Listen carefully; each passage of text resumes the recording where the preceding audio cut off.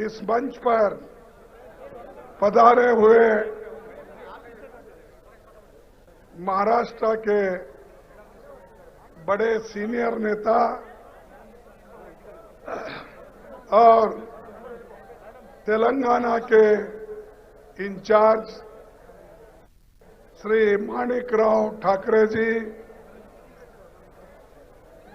Congress president Shri Revanth Reddy ji,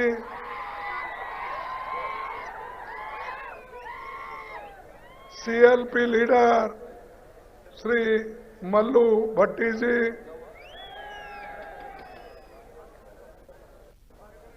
Congress के नेता श्री के राजू जी,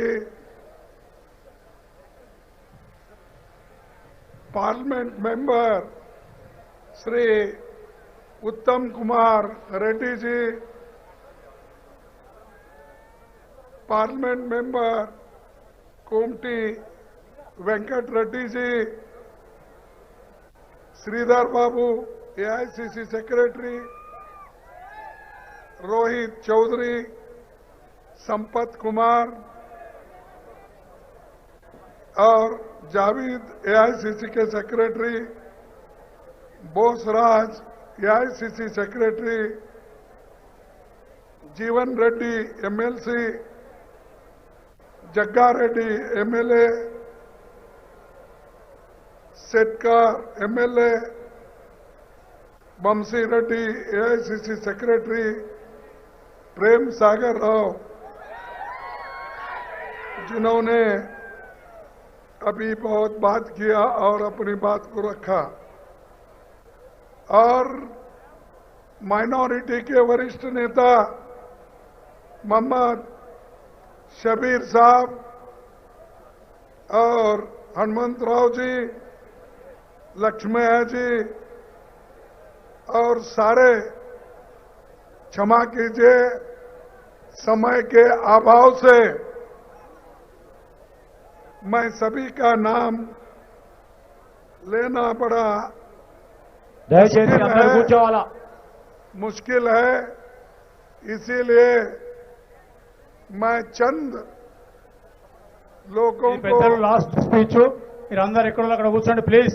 ఇప్పటిదాకా పెద్ద మనిషి మాట్లాడేటప్పుడు ఆగండి ప్లీజ్. చేతులు మొక్కుతున్నా ఎక్కడోళ్ళు అక్కడ ఆగండి. मैं आप सभी का क्षमन करते हुए डॉक्टर बाबा साहब अंबेडकर की जयंती 132वीं जयंती है और बाबा साहब अंबेडकर इस देश के संविधान को लिखा है और प्रजाप्रभुत्व को एक दिशा दी है। अगर बाबा साहब अंबेडकर संविधान समिति में नहीं होते तो आज दलितों को वोटिंग का राइट मिलता नहीं था और जो महिलाएं हैं उनको भी वोटिंग राइट नहीं मिलता था। लेकिन बाबा साहब अंबेडकर रहने के वजह से उन्होंने अडल्ट फ्रेंचाइज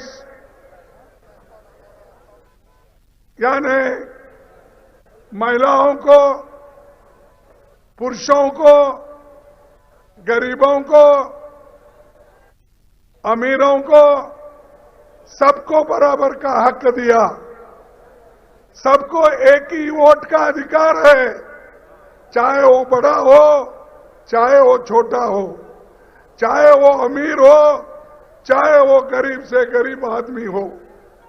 ये बाबा साहब अंबेडकर की देन है और पंडित जवाहरलाल नेहरू जी ये जो कोशिश करके नया संविधान बनाने के लिए बाबा साहब अंबेडकर को सौंप दिए थे, उन्होंने ये काम किया है।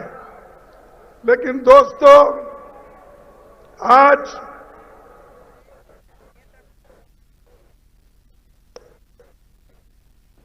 सब लोग अंबेडकर को भूल रहे हैं, दलितों का नाम लेते हैं। कोई बाबा साहब अंबेडकर का 15 फुट का स्टैच्यू लगाता है, कोई 20 फीट का लगाता है, कोई 125 फीट का लगाता है। लेकिन गरीबों की हालत क्या है, उनके लिए क्या काम करना चाहिए, वो काम कोई नहीं करता। मैं बताना चाहता हूं, इस अनडिवाइडेड आंध्र प्रदेश में कांग्रेस पार्टी ने स्पेशल कंपोनेंट प्लान दलितों को लाया था और जितनी जनसंख्या है उस जनसंख्या के आधार पर उनको डेवलपमेंट के लिए पैसे रखा गया था। मैं पूछता हूं, proportional to the population SCP amount, SC और एसटी का कितना इस 9 साल में आपने जमाया, कितना खर्च किया, या जनता को बताओ। सिर्फ पेपर में एडवर्टाइजमेंट देने से नहीं चलता। मैं 3 एकड़ जमीन दूंगा, कहां है 3 एकड़ जमीन? मैं 5 लाख या 10 लाख का मकान दूंगा, कहां है मकान? तो ये सब चीजें दलितों को भ्रमित करने के लिए छोटे मोटे पार्टियां काम करते हैं। लेकिन देश को बनाने वाले, देश को बचाने वाले, देश को आजादी दिलाने वाले ये कांग्रेस पार्टी है। अगर कांग्रेस पार्टी नहीं होती, देश को आजादी जल्दी नहीं मिलती थी। महात्मा गांधी जी अपनी जान की परवाह न किए बिना उन्होंने आजादी दिलाई। जवाहरलाल नेहरू जी ने 14 साल जेल में रहकर आजादी दिलाई। वल्लभ भाई पटेल ने देश को एक बनाने में नेहरू जी का साथ दिया। सुभाष चंद्र ने किया। अरे बाकी के लोग जो कांग्रेस को गालियां देते हैं, जो कांग्रेस को क्रिटिसाइज करते हैं, तुम क्या करें? तुम्हारा कंट्रीब्यूशन क्या है? तुम कांग्रेस को सिर्फ गालियां देना का सीखे। मोदी भी वही बोलते हैं, कांग्रेस पार्टी 70 साल में क्या की।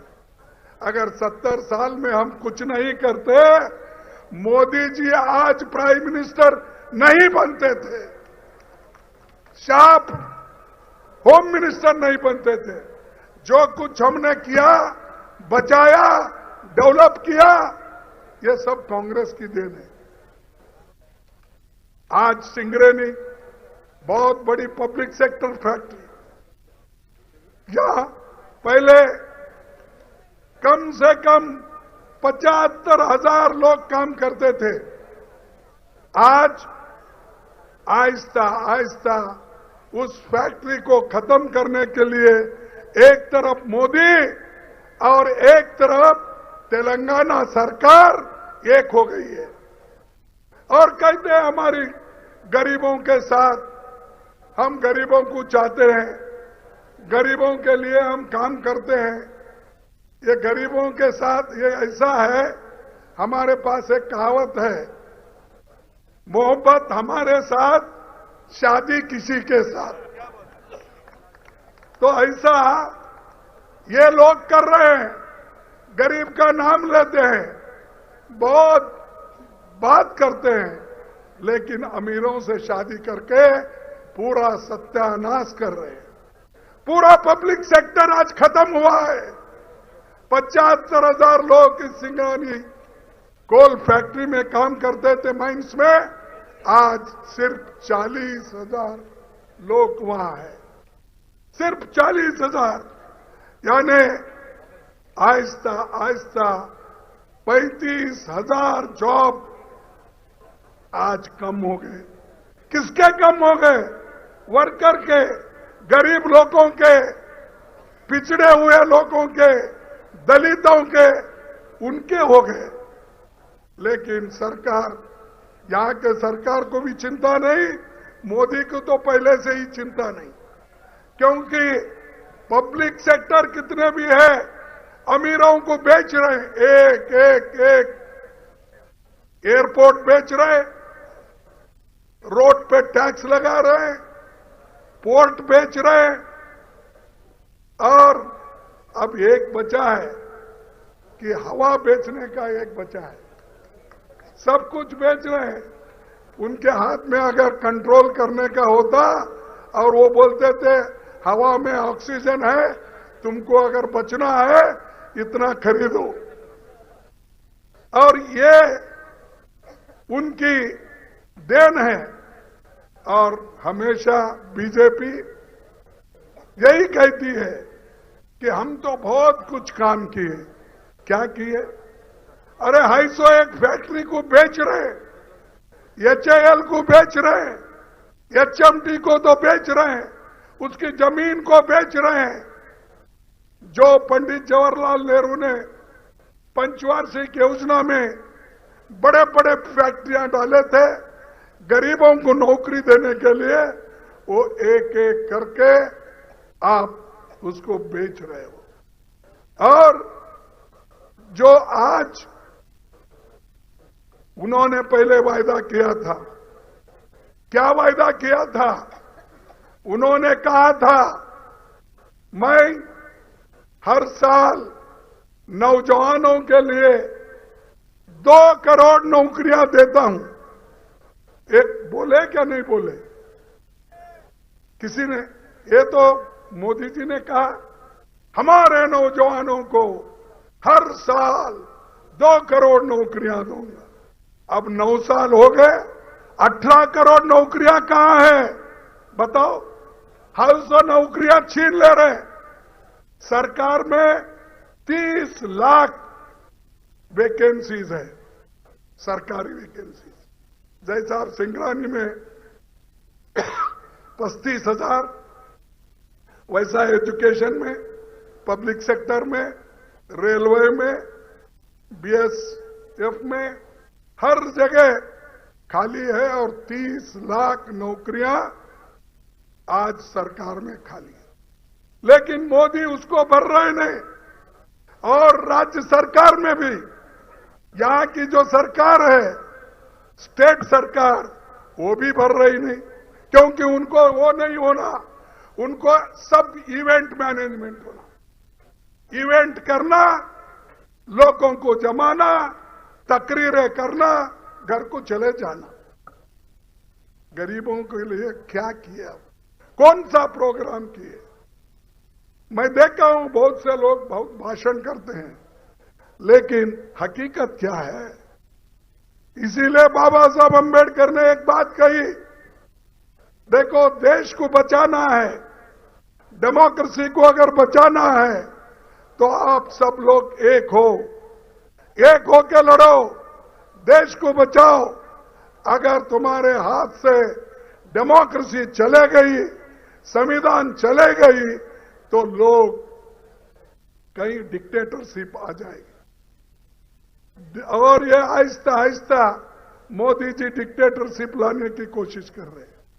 वहां बड़े डिक्टेटर या छोटे डिक्टेटर, और ये सब मिलके देश के लिए आज कोई काम कर रहे नहीं, लेकिन भाषण बहुत अच्छा देते हैं, कहते हैं। परसों एक हमारे गुलबर्गे में आए थे और वो मेरे कॉन्स्टिट्यूंसी में गए थे। खैर, मैं तो कॉन्स्टिट्यूंसी, अब तो पार्लियामेंट सीट लड़ने का अब तो नहीं है, क्योंकि मैं 12 इलेक्शन में से 11 इलेक्शन जीता हूं। 12 में से 11 इलेक्शन जीता हूं और ये मेरा एमएलए, एमपी, राज्यसभा मेंबर कम से कम ये 53 साल चल रहा है। कंटिन्यूअसली 53 साल से मैं पॉलिटिक्स में हूं। एमएलए तो हूं, एमपी तो हूं और आखिरी में राज्यसभा मेंबर। ये क्यों हुआ? ये कांग्रेस के वजह से हुआ। ये क्यों हुआ? इंदिरा गांधी जी के वजह से हुआ। ये कैसा हुआ? सोनिया गांधी जी के वजह से हुआ। अगर वो लोग मुझे प्रोत्साहन नहीं करते, मेरे जैसे एक गरीब आदमी को अगर वो आगे नहीं लाते और मैं मेहनत से काम नहीं करता, तो ये मैं 53 साल एमएलए, एमपी, राज्यसभा मेंबर बन के नहीं रखता था। मैं काम करने के लिए आज भी मुझे सोनिया गांधी जी ने एक अपॉर्चुनिटी दी है, वो कांग्रेस प्रेसिडेंट का बहुत बड़ा जिम्मेदारी होता है, क्योंकि सारे देश को भी देखना, सारे राज्यों को देखना और हमारी जो विचारधारा है, आइडियोलॉजी के साथ आइडियोलॉजी की हिफाजत के लिए हम लड़ते रहेंगे, लड़ेंगे। वही काम राहुल गांधी जी ने किया। उनको डिफेमेशन केस में फंसाकर 2 साल उनको शिक्षा देकर आज उनको डिस्क्वालीफाई किए। वही गुजरात का एक एमपी वो क्रिमिनल केस में था, एक दलित डॉक्टर को मारा था, उसलिए उसके ऊपर SC, ST और क्रिमिनल केस था। तो उस बीजेपी एमपी को मुंसिफ कोर्ट ने शिक्षा दी, सेशन कोर्ट ने शिक्षा दी, हाई कोर्ट में उसकी अपील रिजेक्ट हो गई, सुप्रीम कोर्ट में भी गया तो सुप्रीम कोर्ट बोला आपने गुनाह किया है, इसलिए आपको 5 लाख जुर्माना और माफी मांगना चाहिए उस दलित डॉक्टर को। उसको 16 दिन का टाइम दिए उस एमपी को, और राहुल गांधी को सिर्फ 24 घंटे के अंदर उनको नोटिस दिया गया, उनको डिस्क्वालीफाई करा दिया और उनका घर खाली करने के लिए भी बोला। आप ही बोलिए, क्या न्याय है? ये क्या रूल ऑफ लॉ है? क्या ये संविधान के तहत ये सरकार चल रही है? और वैसे लोगों को सपोर्ट करते हैं बहुत से राज्यों में चीफ मिनिस्टर्स। अरे भाई, कम से कम आज जिस कुर्सी पे आप लोग बैठे हैं, ये कांग्रेस पार्टी के जो आजादी दिलाई, कांग्रेस पार्टी जो संविधान का रक्षा किया, उसके वजह से आप बैठे। कम से कम उसकी तो रक्षा करो, उसके लिए तो लड़ो। नहीं, ये जो है इसको हम लड़ना है, डरना नहीं। चाहे 10 हो, 20 हो, 100 हो, 1000 हो, लाख हो, हम लड़ते रहना चाहिए और हमारे उसूलों की हिफाजत करना चाहिए। माइनॉरिटी पे अत्याचार हो रहा है, कोई बात नहीं करता। दलितों पे अत्याचार होता है, कोई बात नहीं करता। क्यों? सब डरे हुए हैं कि किसी को ईडी की धमकी देता है, किसी को सीबीआई की धमकी देता है, किसी को सीवीसी की धमकी देता है। ऐसा धमकी दे दे के एक तरफ केंद्र सरकार और यहां पर तो राज्य में पैसे का बोलबाला है। हर चीज को खरीदना, जैसा मार्केट में चीजें खरीदते पैसे देके, वैसा या एमएलए को खरीदते। हमारे पास कितने चुन के आए थे? 12। 19 में है कितने अब? 6 बज गए, 5 बज गए। तो किसने लिया, किसने चोरी किया? बोलो, किसने चोरी? केसीआर 12 लोगों को खरीद लेके दलित को एलओपी भी रहने नहीं दिया। ओके, ये है जमहूरियत, ये उनका काम है। हम कभी ऐसा किए? किसकी भी गवर्नमेंट रहने दो, हम रूल्स के तहत, संविधान के तहत काम करते रहे, ये हमारा है। तो इसलिए भाइयों, मैं ज्यादा कुछ नहीं बोलना चाहता हूं। एक ही आपको कहूंगा, आने वाले दिन में सागर रहो, प्रेम सागर रहो, आने वाले दिन में आप एमएलए जरूर बनेंगे। और हमारी पार्टी की सरकार आएगी, और हमारे पार्टी की सरकार आएगी। आपने जो कहा सरकार आते हैं, आपके जिले को नहीं देखते, आपके जिले को पूरा देखेंगे। हमारी गवर्नमेंट आने दो। अगर कोई आपकी बात नहीं सुनता, मैं सुनने वाला हूं, मैं सुनाने वाला हूं। तो इसलिए हमारी पार्टी, सोचिए 9 महीने के बाद जो चुनाव होंगे, उस चुनाव में हमारी पार्टी अकेली लड़ेगी, हमारी जीत होगी और हम लड़ते रहेंगे। इसीलिए दोस्तों, आपको ज्यादा न कहते हुए सभी लोग मिलके एक होकर काम करें। और आपको भी विनती करता हूं, हमारे मीडिया के दोस्तों को भी विनती करता हूं कि आप जो भी करें डिस्पैशनेटली चले, मदद मिले आपसे, और ताकि इस देश में freedom of speech, freedom of expression, freedom of movement ये रहना चाहिए। इसलिए ये बातें सुनाकर इससे ज्यादा न बोलते हुए मेरे बातों को खत्म करता हूं। जय हिंद, जय भीम, जय हिंद, जय हिंद, जय हिंद, जय भीम, जय भीम, जय भीम। धन्यवाद सबको, फिर एक बार आएंगे।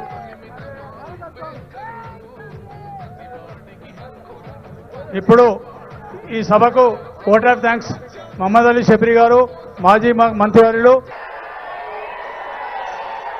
మిత్రులారా,